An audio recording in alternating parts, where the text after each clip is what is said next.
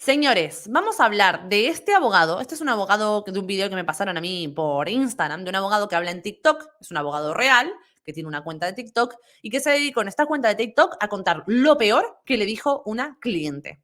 Procedemos directamente con su relato. Uno de los casos más curiosos de mi ejercicio profesional como abogado penalista es el siguiente. Una señora llega a mi consultorio a pedirme ayuda para sacar a su esposo de una cárcel del departamento de Cundinamarca, quien lleva 2 años privado de la libertad, sindicado de un delito sexual en contra de su propia hija. ¿Qué delito? Acto sexual abusivo en menor de 14 años. La víctima, su propia hija, una menor de 2 años de edad. Al indagarle y preguntarle a ella por qué quería sacar al presunto abusador de su propia hija, entendiendo que era su esposo, pero si no comprendía que sacarlo de la privación de la libertad era exponer a su propia bebé. Ella me manifestó que él era inocente. Al solicitarle copia de su expediente, hice el análisis de las respectivas entrevistas y todos los elementos materiales probatorios de dicho diligenciamiento penal. Verifiqué que la denunciante y que la principal testigo era la esposa de este señor y había una entrevista de psicología que se le practicó a la menor. En una y otra se indicaba a este señor directamente por parte de la esposa, quien además me contactó. Básicamente se indicaba que su hija le manifestaba que él le tocaba y le acariciaba sus partes íntimas y que la acariciaba justo cuando la estaba bañando. En la entrevista psicológica básicamente se corrobora tal hecho. Le puse de presente estos elementos materiales probatorios y le dije lo complejo que era liberar a su esposo y además lo peligroso que esto era en contra de su propia hija. Me manifestó que él no era más que un padre amoroso, que ella manipuló a su hija y le manifestó que debía contarle a la psicóloga que él la tocaba, pero que orientó el dicho de su propia hija para que estos tocamientos fueran interpretados por la psicóloga como tocamientos pervertidos y no de un padre que bañaba a su hija. Luego de escucharla atentamente le expliqué 2 cosas. La primera, que a partir de lo que me estaba contando, seguramente su esposo podría quedar en libertad. Y la segunda, que quien iba a quedar privada de la libertad y muy seguramente condenada a varios años de cárcel era ella. Me manifestó que no podía seguir cargando en su conciencia que su esposo estuviese privado injustamente de la libertad. ¿Qué creen ustedes que ocurrió? Ahí nos quedamos. Ahí termina el TikTok. No sabemos qué es lo que ocurrió. Sinceramente, voy a entrar ahora mismo en el perfil para ver si este hombre subió una segunda parte de esta historia. Pero no, acabo de ver, estoy viendo ahora mismo que no subió ningún otro video hablando de este mismo caso. Bien, acá hay varios detalles a analizar. Por un lado, el caso de una mujer que era la propia persona que había denunciado falsamente a su marido para imputarle un delito que no cometió contra su propia hija. Luego, esta misma mujer se acercó a un abogado para explicarle la situación, para explicarle que había incriminado falsamente a su marido y que éste había terminado en prisión y que ahora su objetivo era sacarlo de prisión. Bien, este tema tiene algo de relevancia personal para mí porque algunos de ustedes saben, yo trabajé en una asociación de hombres maltratados en España y en esta asociación una vez recibimos una llamada muy similar. Yo estaba presente en la asociación en el momento en el que esa llamada se recibió. No la atendí yo porque yo no me dedicaba a atender los llamados, yo me dedicaba a la gestión de las redes sociales y ejercer la portavocía de la asociación. Pero sí que estaba en ese momento y escuché la conversación por la otra parte, por la parte del asesor, del operador que estaba ahí atendiendo esta llamada. Esta persona, en el caso que yo les cuento, en el que yo viví, nos expresaba que había inculpado falsamente a su pareja, motivado por una tercera persona, por un amigo suyo, que había ido a vivir a su casa y que aparentemente quería una relación con ella. Este hombre de alguna manera logró manipularla para que denunciara a esta persona y declarara falsamente en su contra y esta persona terminó privada de su libertad. Esta persona tenía una discapacidad y además, como tenía un antecedente criminal por otra cosa, terminó entrando en prisión, aunque de no haber tenido antecedentes no hubiera ingresado en prisión nunca, pero como los tenía, sí que ingresó en prisión. Bien, a esta persona le explicamos lo mismo, bueno, yo no, lo que dije, ¿no? Como asociación hablo. Se le explicó lo mismo que explicó este hombre, que había posibilidades de sacar al hombre de prisión, que solo tenía que hacer probablemente ella con el abogado del hombre, ella quería ponerse en contacto, su objetivo principal era que la ayudáramos a ponerse en contacto con el abogado de la expareja, la que ella mandó a prisión, para poder interceder y ofrecerle su ayuda a su abogado para sacarlo a él de prisión. Nosotros lo que hicimos fue ponernos en contacto con este abogado e informarle de esta situación, de que esta señora se había comunicado con nosotros porque ahora le interesaba declarar la verdad y hablar en favor de la persona que él defendía, de la persona que estaba injustamente en prisión. Le pasamos el comunicado, le pasamos un número de teléfono para que se comuniquen directamente y a partir de ahí no sabemos qué pasó porque nadie se volvió a comunicar con nosotros. Lo que sí sabemos es que al menos pudimos interceder para, para que este abogado pudiera llegar a saber que la persona que había ingresado en prisión inicialmente a su cliente ahora estaba intentando retractarse. También le explicamos que en ese proceso ella iba a ser imputada probablemente por falso testimonio, simulación de delito o algo parecido, y ella estuvo dispuesta a hacerlo por la misma razón que esta persona, porque sentía una culpa muy grande, una carga muy grande que no podía seguir conviviendo con eso, que ella prefería estar en prisión que convivir fuera en libertad con esa carga. La verdad es que me parece muy honrable, me parece que habla muy bien de esta persona, en el sentido de que por lo menos fue capaz de retractarse e intentar poner a disposición los recursos necesarios para que esta persona pueda salir en prisión. Por supuesto, no podemos negar que en un primer momento fue una persona que acusó falsamente a otra y que estuvo dispuesta a meter a un inocente en prisión por sus propios intereses personales. Pero sí que es verdad que de tantas falsas denuncias que nos encontramos, que hayan personas que están dispuestas a decir, sí, yo cometí una falsa denuncia y yo quiero retractarme, es un argumento muy válido que tenemos que tener en cuenta para debatir este tema, porque no es algo que nosotros solamente podemos llegar a esgrimir desde nuestro lugar, porque las personas que denuncian falsamente jamás lo van a confesar, sino que hay personas que sí lo confiesan. Pero es que además este caso tiene otra particularidad que me parece necesaria reseñar, y es que habla de síndrome de alienación parental. Es que habla de una madre que manipuló a su hija y manipuló en su proceso los recuerdos de su hija para que ella expresara lo que era un baño normal de parte de su padre como un abuso sexual. Manipuló a su hija para que declarara lo que a ella le convenía en este juicio. No le importó en el proceso poner en riesgo a su hija. No le importó en el proceso tampoco negarle a su hija los derechos fundamentales de relacionarse con su padre, que con lo que ella misma dice es un padre totalmente normal y amoroso. Esto es lo mismo que las instituciones a día de hoy nos están negando sistemáticamente. Es lo mismo que en España se prohibió a través de la ley de infancia, de la ley de protección en infancia, donde se prohíbe alegar que un niño sufrió alienación parental. Es decir, cuando un padre sabe que su pareja o expareja ha manipulado a sus hijos para declarar en su contra, porque el padre sabe que jamás perpetró tan repudiables actos, entonces esta persona puede intentar alegar en el juicio que su hijo o hija ha sido víctima de alienación parental.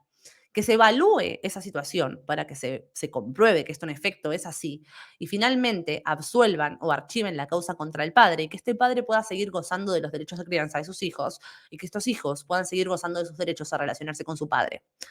Bien, como digo, en España esto, muchos ya lo saben, ha sido prohibido.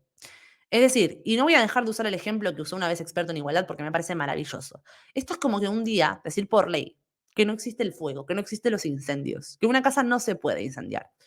Y si vos tenés a la casa al lado tuya en llamas, si vos ves que la casa de tu vecino está en llamas, no tiene sentido que llames a los bomberos y digas, esta casa está en llamas, porque los bomberos te van a decir, no, imposible, si las casas no se pueden incendiar, los incendios no existen. Por ley, los incendios no existen. Pues esto es lo que ocurre con el síndrome de alienación parental hoy en día en España.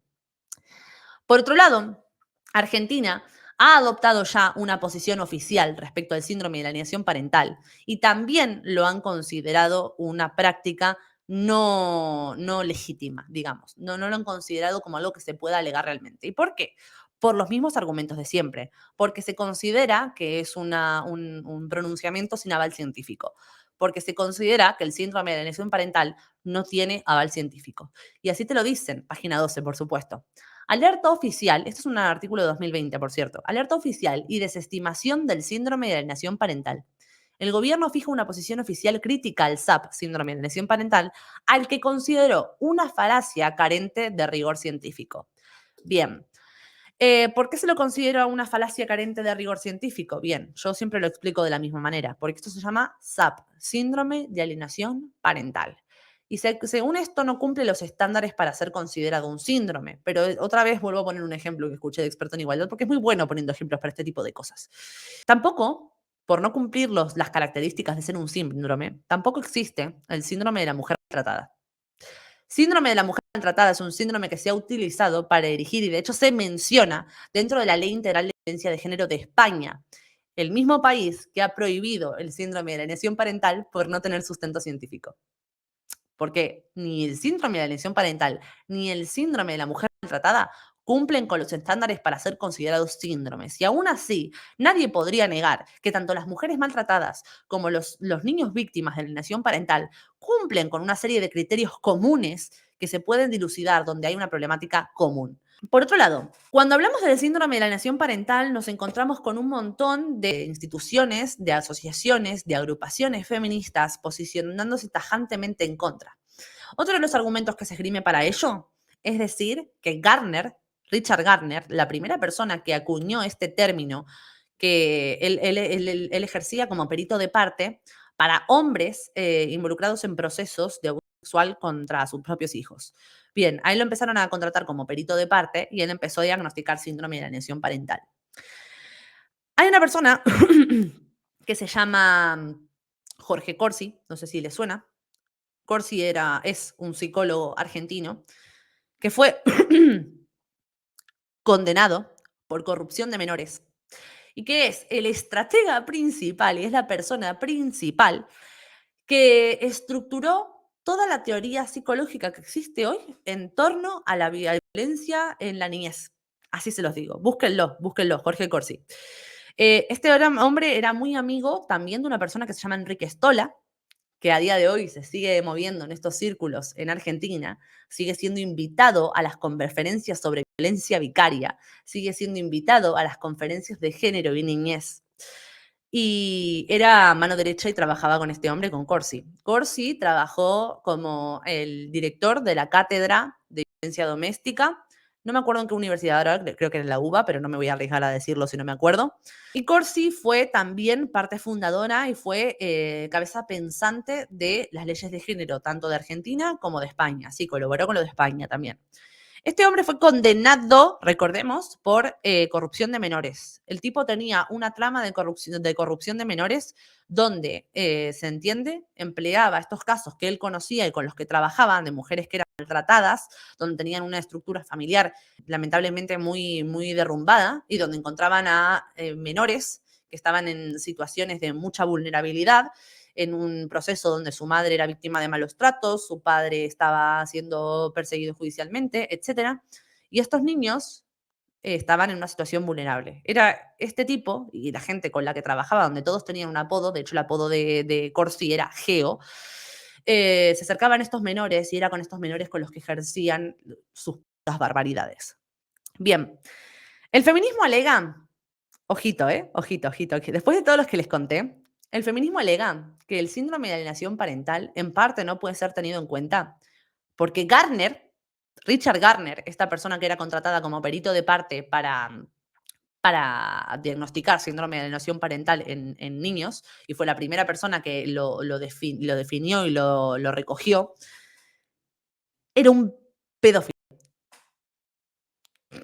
Así como se los cuento. Entonces, sí, vamos a analizar la situación. La persona que erigió toda la teoría de género en torno a la protección de la infancia, que era Corsi, fue condenado, ¿sí? Condenado por corrupción de menores acá en Argentina y estuvo en prisión y salió de prisión y todo, ¿eh? Todo. No es que lo acusaron, no, fue condenado, entró en la cárcel, salió de la cárcel, hizo todo el proceso. Ahora es un viejo jubilado que vive en Palermo. Este tipo fue condenado por corrupción de menores, mientras que al mismo tiempo la gente que defiende las teorías de este otro tipo, de Corsi, acusa a Gardner de ser un pedófilo. Y a ver, yo no puedo decir directamente si Gardner o no era un pedófilo, es algo que se escucha, pero de lo que no hay información relevante en Internet que uno pueda confirmar si eso había sido así. Lo que sí se puede hablar, es hacer, y esto les va a parecer rarísimo, pero de lo que sí se puede hacer es hablar con ChatGPT, la inteligencia artificial esta que recoge, que tiene un montón de información, que tiene que Me suena, no sé, sé que es una diferencia prudencial, pero no sé si eran 178.000 variantes o 78.000 variantes. En cualquiera de los dos casos son un montón de variables, perdón, no variantes. Un montón de variables con las que analizar información. ChatGPT le pregunté de todo sobre Garner y no hay nada que pueda respaldar que Garner había sido un abusador, que Garner había sido un pedófilo. No tuvo nunca ninguna denuncia, no tuvo nunca ningún tipo de proceso legal, no tuvo nunca ninguna acusación en su contra. Hubo gente diciendo que su propia hija lo había acusado, no sé qué. La hija siempre difundió el trabajo de Garner y nunca habló mal de su padre. No hay manera de respaldar esto. Si mañana me aparece algo que dice, mira, acá tenés la prueba fehaciente de que Garner era un pedófilo, yo te la agarro, te la acepto y te digo, mira, hostia, sí lo era. Pero la realidad es que hasta el día de hoy no hay nada que yo haya podido encontrar en internet que respalde que en efecto este hombre era un abusador. El síndrome de alienación parental sigue siendo desmeritado sistemáticamente en base a dos razones principales. Uno, que la primera persona original que lo acuñó, Richard Garner, era un pedófilo, cosa que no podemos comprobar. Y por otro lado, que no cumple los parámetros para ser un síndrome, cosa que también ya hemos refutado ampliamente. Ahora bien, ¿qué es realmente el síndrome de alienación parental? El síndrome de alienación parental es un conjunto de síntomas que se presentan en un menor cuando uno de los progenitores, independientemente de quién, sea hombre o mujer, intenta a través de la palabra mermar la relación del otro progenitor con el hijo y generar una imagen falsa y perjudicial del otro progenitor al niño para que este niño luego no quiera verlo y rechace al otro progenitor. ¿Qué pasa con la violencia vicaria? Porque eso siempre tiene mucho que ver. Siempre que hablamos de esto tenemos que hablar también de violencia vicaria. La violencia vicaria, en la misma ley española, la ley de infancia que prohibió el síndrome de alienación parental, fue tipificada. Estoy cansada de explicar esto porque siento que ustedes también están cansados de escucharlo porque me escucharon explicarlo 100 millones de veces, pero esto no se lo explico solo a ustedes y a las personas que puedan ser nuevas en el chat, sino que se lo explico también a las personas que puedan ver el extracto en diferido, que no hayan escuchado esta explicación antes. Entonces, ténganme paciencia y entiendan que si lo explico varias veces es por eso. La violencia vicaria, teóricamente, dentro del consenso que había hace muchos años dentro de la comunidad de la psicología, es la violencia que se da a través de, es decir, por interpósita persona. Vicario solo significa a través de. Puede existir también el aprendizaje vicario, que es ver a otro ejerciendo un acto y aprender a hacerlo en función de la observación. Bien, en la violencia vicaria solo tiene como característica principal el dañar a una tercera persona a través de una persona intermedia. Es decir, si yo quiero hacer daño a mi abuela, por ejemplo, puedo hacerle algo a mi papá porque sabiendo que mi abuela se va a poner mal en el proceso, por ejemplo. Eso sería un ejemplo de violencia vicaria. Por supuesto, también se puede considerar como una forma de violencia vicaria la alienación parental. Cuando yo maltrato a mi hijo con el fin último de maltratar a su otro progenitor, ya sea este una mujer o un hombre, ahí hay violencia vicaria, a través de la alienación parental. Para que se entienda, la alienación parental es una forma de violencia vicaria, pero no toda violencia vicaria es alienación parental. Como decirte, las sillas son un asiento, pero no todos los asientos son sillas. Bien, ¿qué pasa?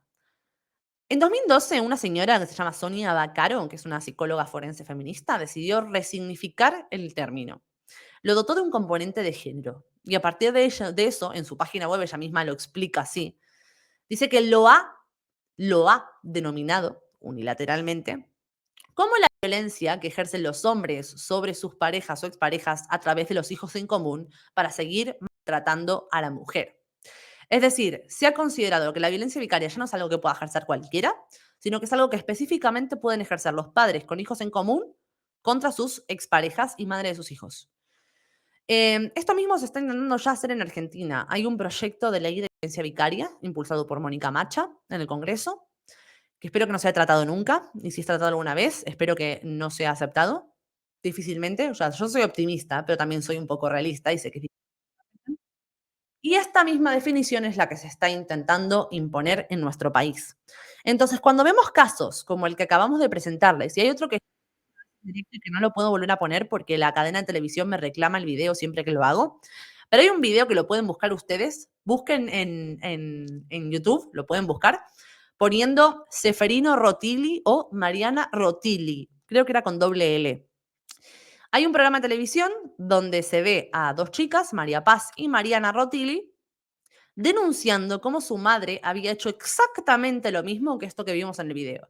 Cómo su madre las había preparado y las había manipulado para declarar en contra de su padre abusos sexuales que ellas nunca vivieron. Su padre tuvo que estar prófugo para no entrar en prisión en base a unos abusos que nunca cometió y que sus propias hijas habían sido manipuladas para declarar en su contra. Cuando las niñas fueron más mayores, pudieron hablar de todo esto, empezaron a intentar limpiar el nombre de su padre a través de medios de comunicación y viajaron al país donde estaba prófugo su padre a reencontrarse con él. Ahora, por supuesto, tienen una excelente relación con su padre y se dedican principalmente a esto, a desmentir todo este relato falso que nos intentan vender desde los movimientos de género respecto a la violencia contra los menores. Es brutal lo que estamos viendo. Mira, este comentario me interesa, de Daniel Raberta. Dice, el SAP nunca fue diagnosticado fuera de un litigio por custodia y continúa siendo rechazado por gran parte de la comunidad científica internacional. Cierto, el SAP con la S, sigue siendo rechazado por gran parte de la comunidad científica internacional porque no comprende los requisitos necesarios para ser considerado un síndrome. Sin embargo, si le sacamos la S y nos quedamos con la A y la P, alienación parental, creo que nadie que viva en el mismo mundo que nosotros puede negar que puede existir como conducta. Y por supuesto, nunca fue diagnosticado fuera de un litigio por custodia, porque es en general tras las separaciones conflictivas que surge el síndrome de alienación parental. Entonces, cuando hay uno de los padres que está resentido con el otro y no quiere que el niño se comunique con él por sus propios resentimientos, ahí es de donde comienza la alienación parental del menor. Y por eso es que la mayor parte de los casos está diagnosticado dentro de litigios por custodia, claramente.